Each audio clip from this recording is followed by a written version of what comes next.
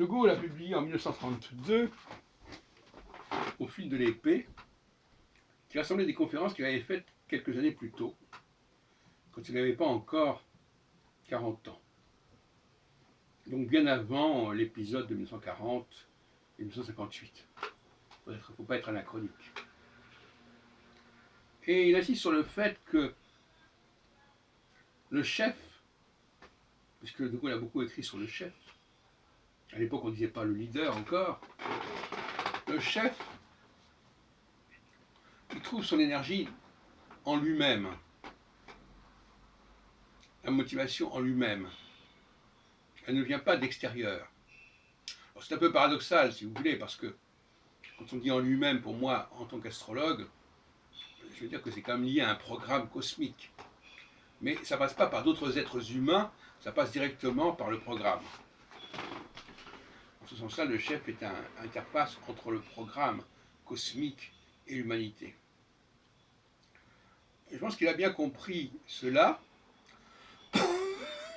même s'il n'a pas, alors il appelle ça aussi le caractère,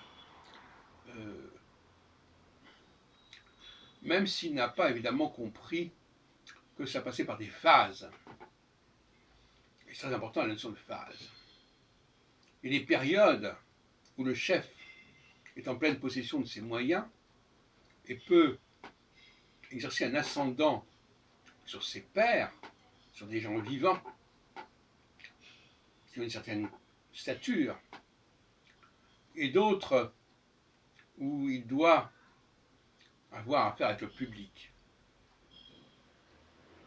Et c'est intéressant parce qu'il y a deux façons d'élire un président public, celle de 58 et celle de 65, 62-65.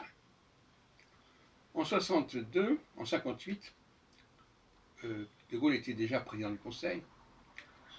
La constituante a décidé que le président public serait élu, comme sous la 4ème République d'ailleurs, par un collège de notables, d'élus,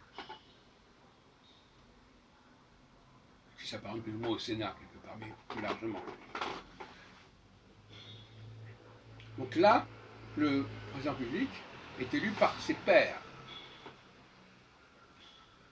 En revanche, en 62, pour des raisons diverses, De Gaulle fait voter, je crois qu'il y a un référendum, en tout cas il y a une loi qui décrète que la prochaine élection à la présidence se fera par le suffrage universel.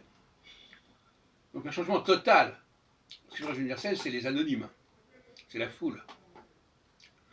Et on voit bien que chez tout chef, et notamment chez De Gaulle ici, il y a cette espèce d'ambivalence, de basculement. Tantôt, il se fie à ses pairs, à des gens qu'il connaît, qui sont là, vivants, qui sont en face de lui, à qui il peut parler.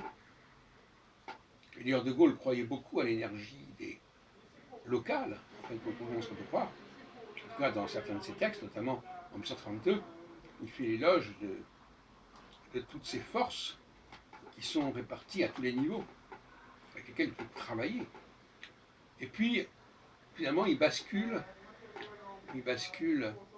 dans le suffrage universel, dont nous sommes victimes depuis déjà 1965, c'est-à-dire depuis plus d'un demi-siècle.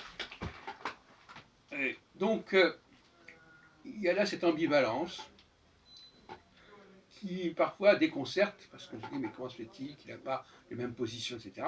Ben, ça correspond à une sorte de dualité intérieure, mais aussi une dualité cyclique.